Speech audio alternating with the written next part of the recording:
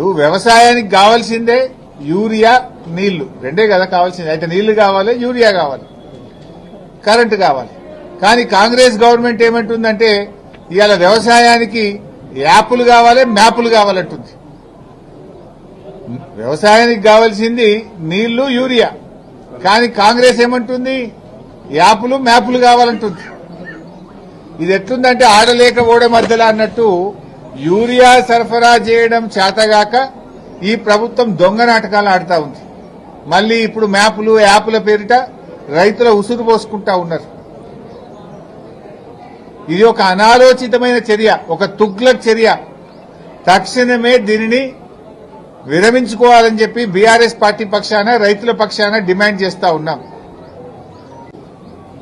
రైతు వ్యవసాయం చేయాలన్నా ఈ యాప్ల చుట్టూ, మ్యాప్ల చుట్టూ, అధికారుల చుట్టూ తిరగాలన్నా? రైతుకు నాగలు పట్టుడే తెలుసు తప్ప ఈ యాపులు గీపులు తెలివై. రైతుకు ఈ సోషల్ మీడియాతోని రైతులకు ఇవన్నీ ఇబ్బందులు పెట్టడం కరెక్ట్ కాదు. అందరికీ స్మార్ట్ ఫోన్లు ఉండయి, చాలా చోట్ల నెట్వర్క్ ఉండదు. మరి కౌలు రైతుల పరిస్థితి ఏంది? ఇప్పుడు ఏమంటుంది ప్రభుత్వం? ఒరిజినల్ రైతట కౌలు రైతుకు కౌలు ఇచ్చినట్టు రాసిస్తే అప్పుడే కౌలు రైతుకు యూరియా ఇస్తారట. మళ్ళా టెనెన్సీ యాక్ట్ ఉంది, అసలు వాడు కౌలు ఇచ్చినే బంద్ పెడతాడు. అంటే లక్షలాది మంది కౌలు రైతుల భవిష్యత్తు ప్రశ్నార్థకమైతుంది. టెనెన్సీ యాక్ట్ తో, ఇప్పుడు మీరు తెచ్చిన కొత్త చట్టాలతో ఇప్పుడు మీరు ఈ లింకులు పెడితే రేపు కౌలుకిచ్చుడే బంద్ అయిపోయే ప్రమాదం ఉన్నది. ఆనాడేమో పెద్ద పెద్ద మాటలు మాట్లాడినరు. ఏ కౌలు రైతుకు కూడా మేము రైతు బంధు ఇస్తాం, కౌలు రైతులకు పంట నష్టపరిహారం ఇస్తాం, రైతుకి ఇస్తాం, కౌలు రైతుకి ఇస్తామన్నారు.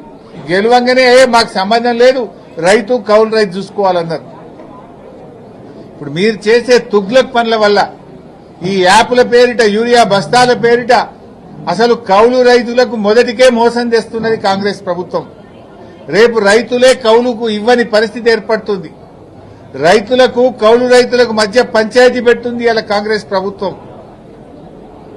ఈ యూరియా కోసం ఎన్నిసార్లు తిరగాలి? బాయికాడ బర్రెని దుడ్డని చూసుకోవాలన్నా, వ్యవసాయం చూసుకోవాలన్నా, మీ ఆఫీసర్ల చుట్టూ తిరగాలన్నా? యాప్ కోసం ఒకసారి తిరగాలి. ఆ ఇచ్చే యూరియా బస్తాలు కూడా ఎకరానికి 2 ఇస్తాం, ఆ 3 ఇస్తాం. 3 ఇస్తే 3 సార్లు ఇస్తారట, అవి కూడా ఒకసారి ఇయ్యడట. అంటే నీ యాప్ కోసం ఓసారి తిరగాలి. ఆ ఇచ్చే 3 బస్తాలకు మొదలొక బస్తా, మధ్యలో ఒక బస్తా, పొట్టకొచ్చినాక ఒక బస్తా. అంటే ఇక రవాణా ఛార్జీలు, ఆటోలు, బస్ కిరాయిలు పెరుగుతాయి. ఇప్పటికే బస్ ఛార్జీలు డబుల్ చేసిన మగవాళ్లకు.